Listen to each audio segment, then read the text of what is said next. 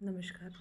मैं डॉक्टर शालिनी मिश्रा आज फिर आपके समक्ष एक विषय लेकर प्रस्तुत हूँ। मेरा आज का विषय है गणेश शंकर विद्यार्थी। ये एक बहुत महत्वपूर्ण व्यक्तित्व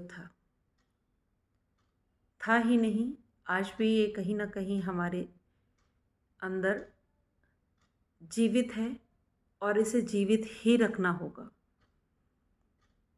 इस विषय में मैं बात करने से पहले मैं आपसे यही अनुरोध करूँगी कि यदि आपको मेरा वीडियो पसंद आए तो प्लीज़ इसे लाइक करना ना भूलें और मेरे चैनल को सब्सक्राइब ज़रूर करें। आइए हम बात करते हैं गणेश शंकर विद्यार्थी जी। कौन थे ये विद्यार्थी जी और आखिर इन्होंने क्या किया था? महान पत्रकार और क्रांतिकारी विचारों के संवाहक विद्यार्थी जी का जन्म 26 अक्टूबर 1890 में एक कायस्थ परिवार में अपने ननिहाल में हुआ था। इनका ननिहाल प्रयागराज के अतरसुइया में था। वैसे तो ये फतेहपुर के रहने वाले थे। आज हम सब ये जानते हैं कि 26 अक्टूबर चूँकि इनका जन्म दिवस होता है, तो हम आज इनका जन्मोत्सव मनाने जा रहे हैं।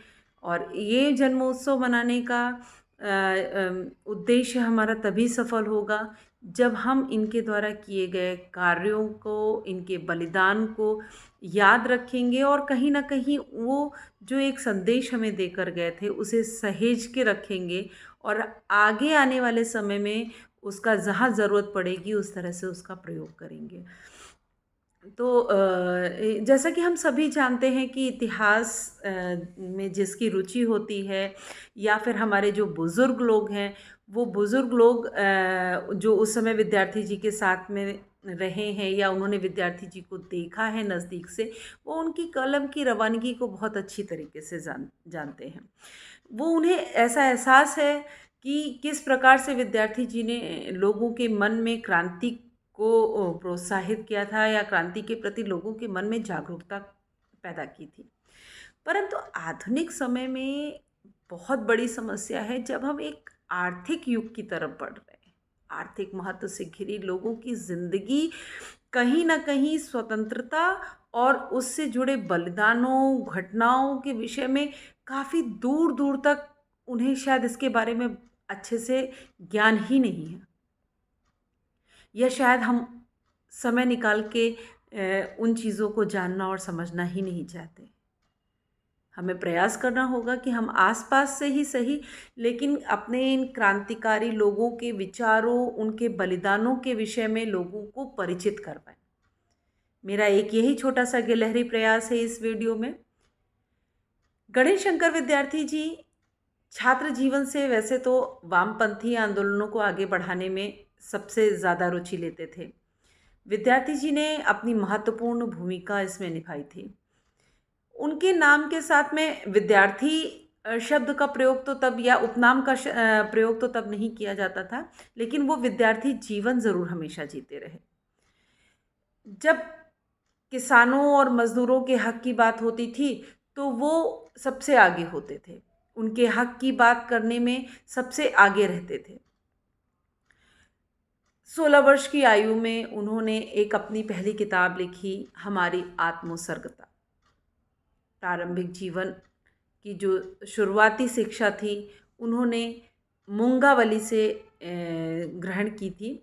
और मुंगावली वो स्थान है जो इस समय मध्य प्रदेश में ये स्थान है। और इनके पिता वहाँ पर एक वर्नाकुलर एंग्लो वर्नाकुलर जो स्कूल हुआ करते थे, उसमें शिक्षक के पद पर कार्यरत थे। तो इनकी प्रारंभिक शिक्षा वहाँ से होती है और इसके बाद ये विदिशा में अपनी पढ़ाई को आगे बढ़ाते हैं। और पढ़ाई के बाद जब ये अपनी कार्यस्थली प्रयाग और कानपुर को इन्होंने बनाया, तब इनके जीवन में एक नया मोड़ आता है। अब अगर बात करें तो इन्होंने अपने जीवन में पढ़ना लिखना बहुत आसानी से शुरू किया। और चूँकि पिता शिक्षक थे तो घर का एक माहौल था धार्मिक, प्रवृत्ति के लोग थे। शैक्षिक माहौल शैक्षिक प्रवृत्ति के लोगों के साथ में रहने उठने बैठने का इनको मौका मिला।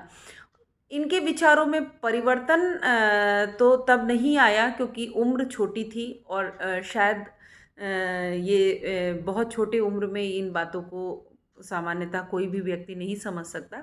लेकिन जैसे-जैसे इनकी उम्र बढ़ती गई, ये उस उम्र के हर दायरे को देखा इन्होंने, हर दायरे में जिया है इन्होंने, और उसके बाद ये राष्ट्रवादी जो परिस्थितियाँ थी उसमें राष्ट्रवादी जो विद्रोह थे उनका बहुत गहरा प्रभाव पड़ा इन पर। मुंगावली और विदिशा के सांस्कृतिक वातावरण की शिक्षा जो इनकी थी उसमें जब ये कानपुर की तरफ और प्रयाग की तरफ आगमन करते हैं, उस समय विद्यार्थी नाम इन्होंने स्वीकार कर लिया और विद्यार्थी शब्द का अर्थ पूर्ण रूप से ज्ञान का साधक होना। तो ज्ञान का साधक इन्होंने अपनी उस पूरी व्यक्तित्व में ज्ञान की साधना करते हुए व्यक्तित्व हमें बहुत अच्छे से नज़र आता है। विद्यार्थी जी ने इस अर्थ को बहुत गंभीरता से लिया और पूर्ण रूप से इसे सिद्ध करने का प्रयास किया। गणेश शंकर विद्यार्थी न सिर्फ स्वतंत्रता संग्राम के एक वीर थे, बल्कि राष्ट्र की सेवा में और लेखन कार्य में इन्होंने बड़ी ईमानदारी, त्याग और बलिदान से की मिसाल हुआ करते थे। विद्यार्थी जी का नाम पत्रकारिता में सबसे आगे लिया जाता है। जगत में इनका बड़ा सम्मान था, इनको प्राप्त था, और ये कह सकते हैं कि जो इनका लेखन कार्य था वो एक मजबूत स्तंभ था भारतीयों के लिए। उस काल में ब्रिटिशर्स भी इनकी लेखनी से बड़ा डरते थे। उन्हें भय होता था कि कैसे ये लोगों में इतने ज़्यादा प्रभावित कर रहे हैं, लोगों को लोग इनसे इतने ज़्यादा प्रभावित हैं कि जो ये बात कहते हैं उस बात को उन्हें स्वीकार करने में तनिक भी देर नहीं लगती है। लेकिन ब्रिटिशर्स का जो ये डर था उसी ने कहीं न कहीं के ऊपर अर्थदंड और इनको सश्रम कारावास भेजने का भी एक मार्ग दिखाया। अब ब्रिटिशर्स चूँकि इनसे डरे हुए थे, अगर कहें सही में तो ब्रिटिशर्स इनसे नहीं डरे हुए थे, लेकिन ब्रिटिशर्स उस भावना से डरे हुए थे जिस भावना को ये लोगों में अर्थात भारतीयों में जागरूक करने का प्रयास कर रहे थे। तो विद्यार्थी जी के लेखन से भारतीय जनता के मन में स्वतंत्रता आंदोलन के प्रति जागरूकता उत्पन्न हो रही थी। वहीं ब्रिटिश सरकार की नींदें उड़ गईं। भारतीय पत्रकार और स्वतंत्रता आंदोलन के प्रमुख कार्यकर्ता के रूप में इन्होंने अपने उत्तरदायित्वों का अच्छे से निर्वहन किया। सामाजिक दायरे में भी लोगों से जुड़ना, उनसे बातें करना इनकी दैनिक दिनचर्या हुआ करती थी। सांप्रदायिक सौहार्द के लिए इन्होंने अपनी आहुति दे दी। ये समाज के सौहार्दपूर्ण माहौल को स्थायी तौर में बनाए रखना चाहते थे।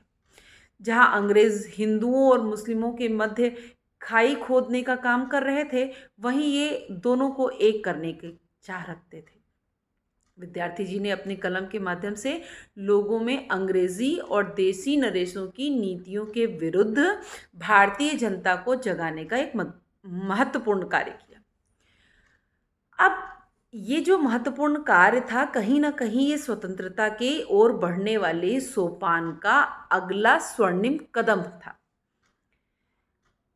वे अच्छी तरीके से इस बात से परिचित थे कि जनता को अगर हम वास्तविक स्थिति से परिचित नहीं करवाएंगे तो कभी भी भारतीय जनता अपने इस बंधन को तोड़ नहीं पाएगी और हमेशा के लिए इसी गुलामी की जंजीरों में जकड़ी रह जाएगी।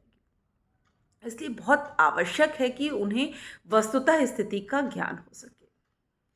अंग्रेजों द्वारा भारतीयों के प्रति चलाई जा रही दमनकारी और शोषण युक्त नीति में देसी रियासतें किस तरीके से उनका सहयोग कर रही हैं, इस बात की तरफ विद्यार्थी जी ने भारतीयों का ध्यान आकृष्ट किया। अब जनता देख रही थी, सोच रही थी, लेकिन कोई निष्कर्ष नहीं निकाल पा रही थी।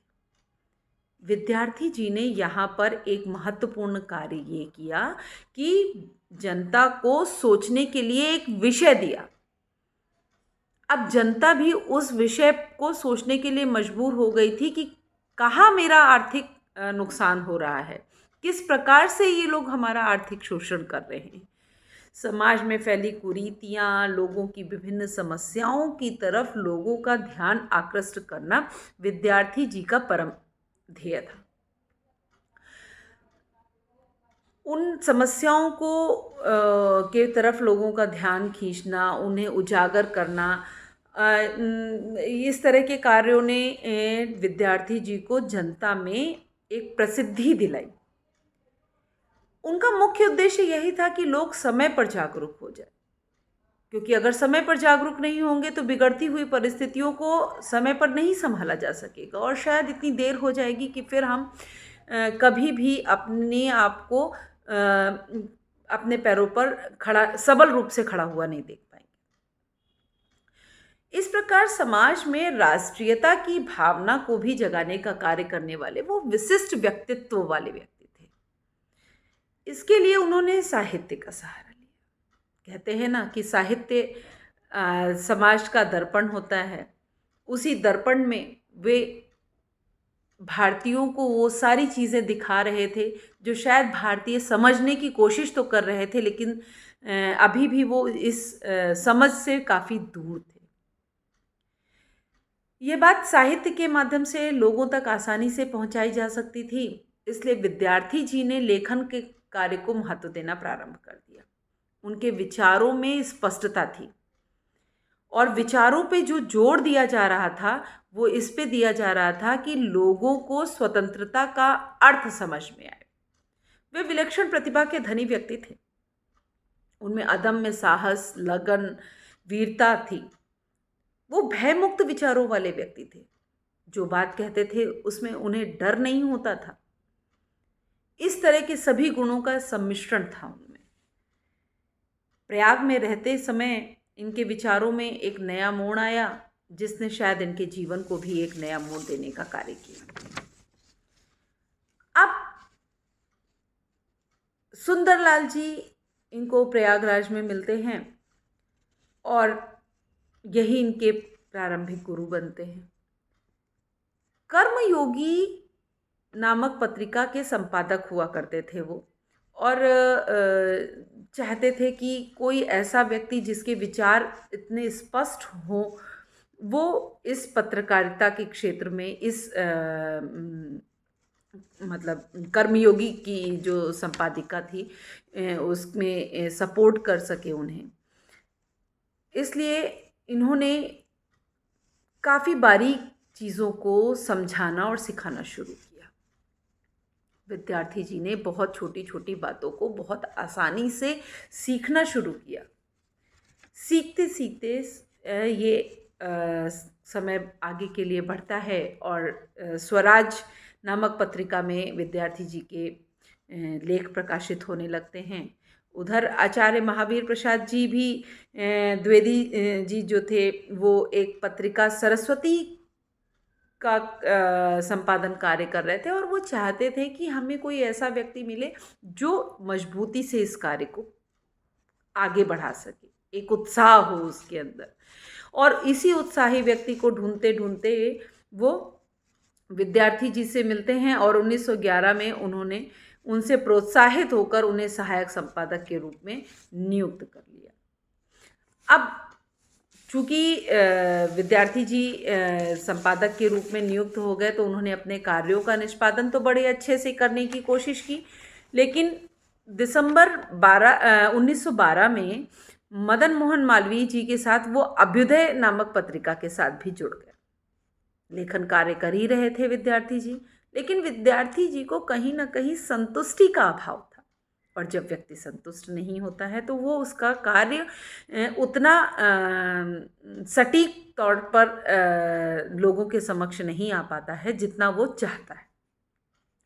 उनका गतिमान मन स्थायित्व की चाह में इधर उधर भटकने लगा। उन्हें वो संतुष्टि नहीं मिल रही थी। पत्रकारिता और लेखन के साथ साथ वह स्वतंत्रता संग्राम की घटनाओं में भी वो अपने को जोड़ना चाह रहे थे, अपना योगदान देना चाह रहे थे। ये पत्रिकाएं साहित्यिक थी और शायद इनके माध्यम से वो सब कर पाना संभव नहीं था जैसा वो सोच रहे थे, क्योंकि उनका मन साहित्य में तो था, साहित्य के माध्यम से लोगों को जगाने का तो था, लेकिन इस आंदोलन की घटनाओं में भी वो पूरी तरीके से मतलब एकजुटता से लगना चाह रहे थे। अब वे कानपुर के मुद्रा विभाग यानी करेंसी ऑफिस में नौकरी करने लगे। 9 नवंबर 1913 को वो शिव नारायण मिश्रा जी, नारायण प्रसाद अरोड़ा जी और यशोदानंदन के साथ मिलकर प्रताप का संपादन कार्य करने लगे। प्रताप के संपादक के रूप में कार्य तो वो करने लगे, लेकिन जो उनके लेख थे उन्होंने प्रताप को वो ऊंचाइयां प्रदान की जो कभी उन्होंने शायद सोची भी नहीं थी। प्रताप के माध्यम से लोगों तक उनके लेख पहुंचने लगे। बहुत जल्दी उनकी लोकप्रियता बढ़ गई। इसी प्रगति के कारण इस अनेक कठिनाइयों का सामना प्रताप को करना पड़ा। प्रताप का कार्यालय जहां क्रांतिकारियों की शरण स्थली था, तो वहीं पत्रकारिता से जुड़े लोगों की प्रशिक्षण स्थली।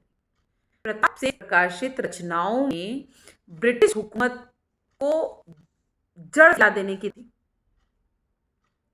प्रताप से प्रकाशित जो किताब थी उन्हें कहीं ना कहीं ब्रिटिशर्स को ये अंदाजा दिला था या उन्हें ये अंदेशा हो गया था कि ये अगर इस तरह की भावनाएं समाज में फैलने लगी तो समाज का वर्ग कहीं ना कहीं हमारी हुकूमत से दूर होने लगा, हमारी हुकूमत को नकारने लगा। तो ये डर जो उनके अंदर था कहीं ना कहीं ब्रिटिशर्स को ये सताने लगा था। इसीलिए अंग्रेजों ने छापामारी करके उस प्रताप प्रेस से जितनी प्रकाशन निकला उन सबको जब्त करना शुरू किया। लक्ष्मण सिंह के नाटक थे और कुली प्रथा, नानक सिंह, हमदम की क्रांतिकारी कविताएं और सौदा वतन, इस तरह की बहुत सारी पुस्तिकाएं थी जिसका प्रकाशन कार्य हो रहा था। उन सब को अंग्रेजों ने जब्त करने की कोशिश की और इस जब्त करने के कई बार इनको विद्यार्थी जी को जेल की भी यात्रा करनी पड़ी। अंग्रेजों ने प्रताप पर राजद्रोह का भी आरोप लगाया, हजारों रुपए का जुर्माना लगाया।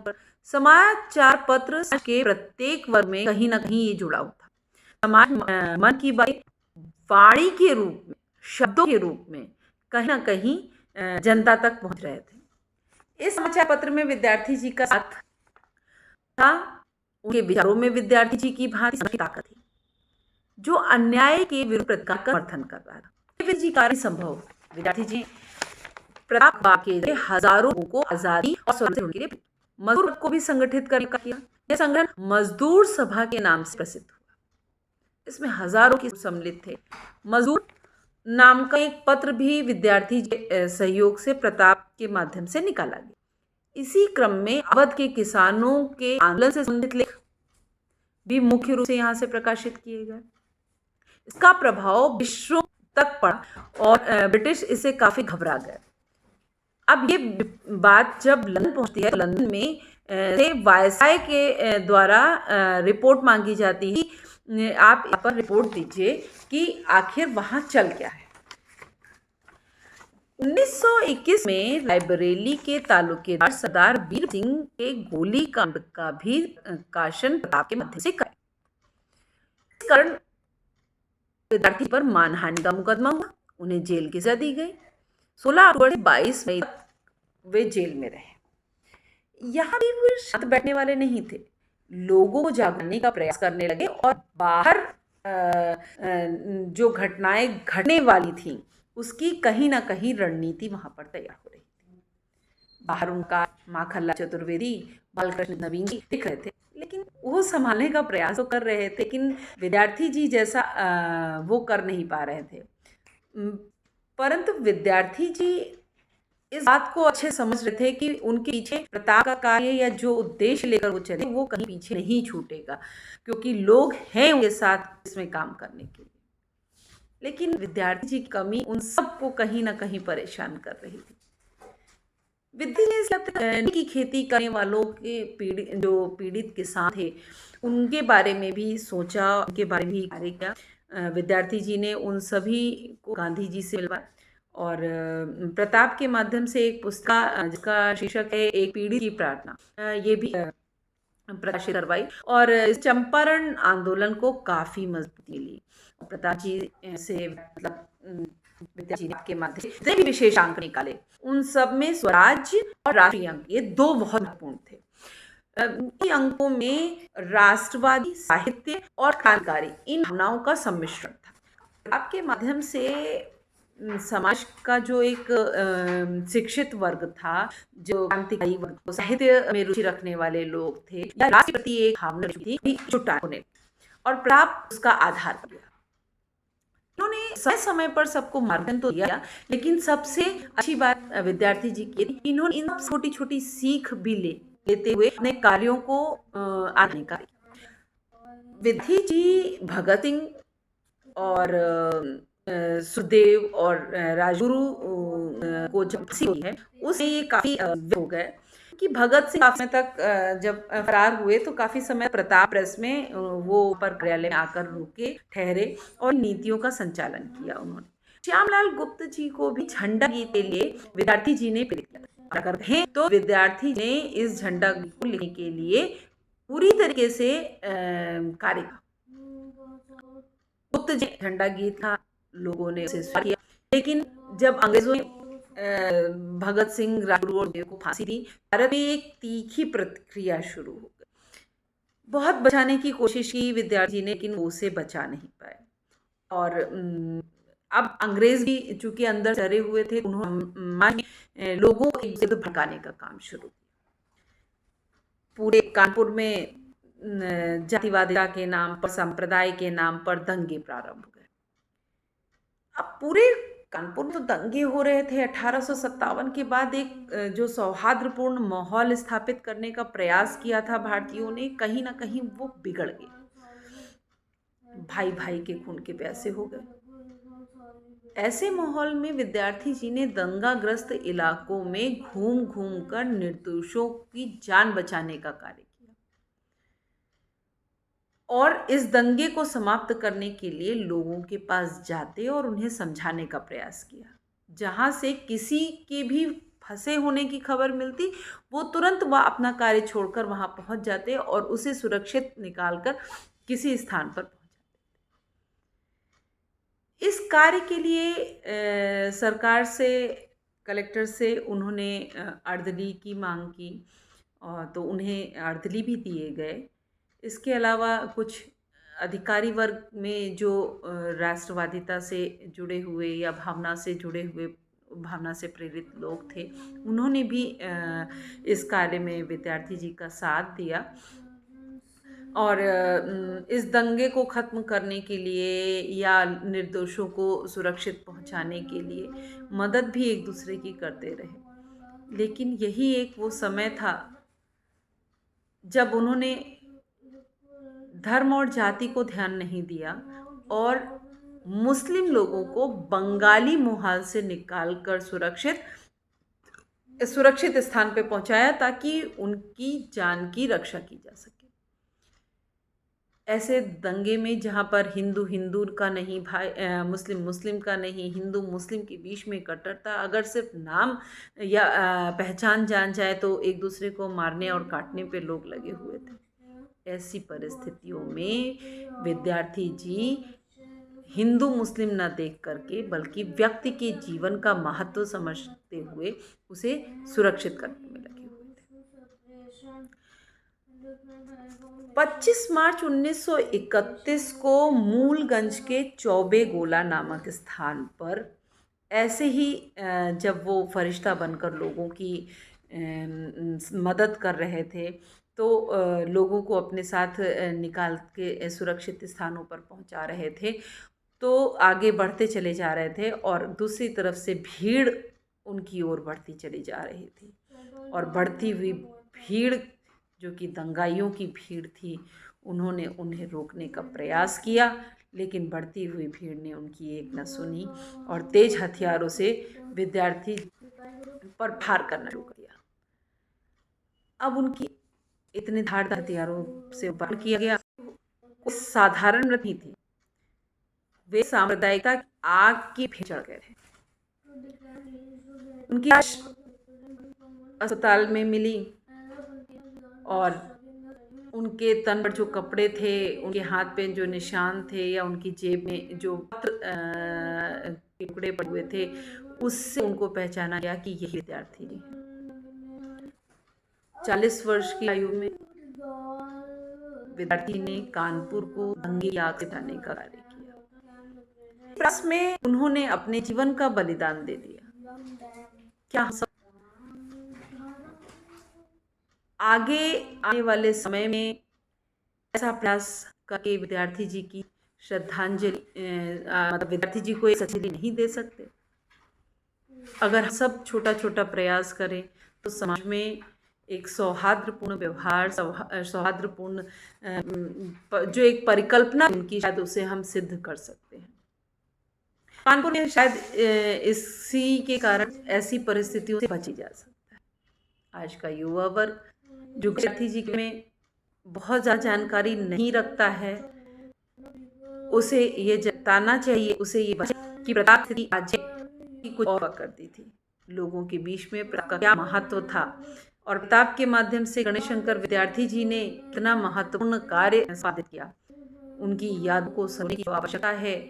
उसे देखते हुए, प्रताप की स्थिति को सुधारते हुए, वहाँ पर अगर हम उनके प्रकाशन के अंशों को सुरक्षित करके एक छोटा सा म्यूजियम बना सके, एक संग्रहालय बना सके जो हमारे आगे आने वाली पीढ़ी को उनके बारे में बता सके, ये बता सके कि जिस कानपुर में सौहार्दपूर्ण व्यवहार को बहुत महत्व दिया जाता था, वहाँ अंग्रेज किस तरीके से दो वर्गों में व्यवहार जो था वो एक थाई के रूप में खोद रहे थे, एक दूसरे को एक दूसरे के विरुद्ध लाने की कोशिश कर रहे थे। प्रताप ने उस पर लगाम लगाने की कोशिश की, लेकिन लगाम लगते लगते उन्होंने अपने प्राण न्यौछावर कर दिए। ये शहादत वीर सपूत जैसी थी और हमें शहादत को और उन शौर्यता को हमेशा याद रखना होगा, हमें उनसे सीख लेनी होगी। और इसीलिए शायद गांधी जी ने भी कहा कि जैसी मौत विद्यार्थी जी को आई है, ऐसी मौत बहुत कम लोगों को नसीब होती, और वो भी ऐसी मौत की या ऐसी शहादत की आकांक्षा करते थे। तो विद्यार्थी जी ने बहुत कम उम्र में लोगों के लिए, समाज के लिए कार्य किया। हमें भी उनसे सीख लेते हुए समाज को एक सही दिशा देने का कार्य करना होगा। इससे उनको हम सच्ची श्रद्धांजलि भी दे सकते हैं। उन घटनाओं याद करके कानपुर के स्थलों को बारे में अपनी आने वाली पीढ़ी को भी बता सकते हैं, जिससे ये हमें अपनी भारतीय संस्कृति के बारे में भी पता चलेगा, उसका भी लोगों को ज्ञान होगा, क्योंकि ये जानना हम सभी के लिए बहुत आवश्यक है। बस इतना ही। अगले बार हम नया विषय लेकर आएंगे। मेरा ये प्रयास, यदि आप लगता है यही है तो मेरे चैनल को ज़रूर सब्सक्राइब करें, इस वीडियो को ज़रूर लाइक करें। धन्यवाद।